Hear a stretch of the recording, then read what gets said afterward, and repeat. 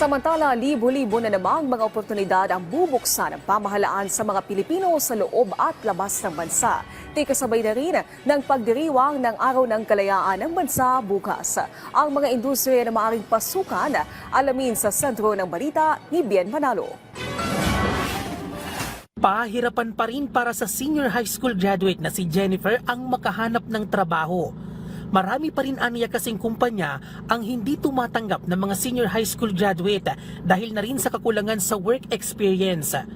Kinakailangan na rin kasi niyang makapagtrabaho para matustusan ang pangangailangan ng kanyang 1 taong gulang na anak. Kasi yung iba po, hindi po sila tumatanggap ng walang experience. So dapat po, kahit wala po sanang experience, matanggap po. Lalo na po yung mga kabataan na gusto na po agad magtrabaho. Since senior high po, walang experience. Kaya malaking bagay aniya ang mga ikinakasang job fair, lalo na sa mga gaya niyang senior high school graduate.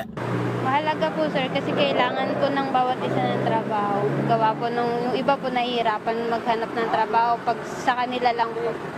Although yung iba po kailangan po talaga ng galing sa DOLE na offer. Salamat din po sa DOLE na may opportunity po na ganyang job fair po sa bawat isa po. Nakakatulong po sa mga kabataan na gusto na rin po magtrabaho, sa mga wala po pong trabaho. Magandang balita para sa mga gaya ni Jennifer na naghahanap ng trabaho.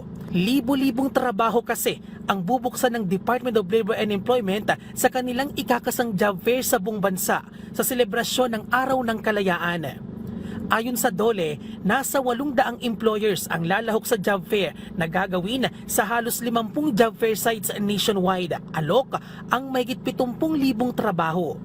Kasama sa mga trabahong bubuksan ay mula sa industriya ng manufacturing, retail, BPO, food and service activities at financial o insurance industry.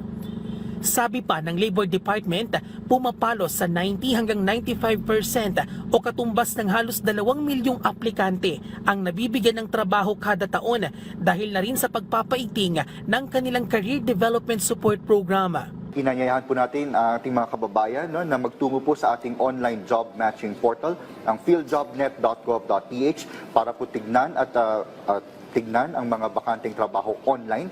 Inaanyayahan rin po natin ang ating mga kababayan lumapit po sa mga Public Employment Service Offices para alamin po ang mga latest na bakanteng trabaho at mga training opportunities sa inyong mga munisipyo, syudad at probinsya.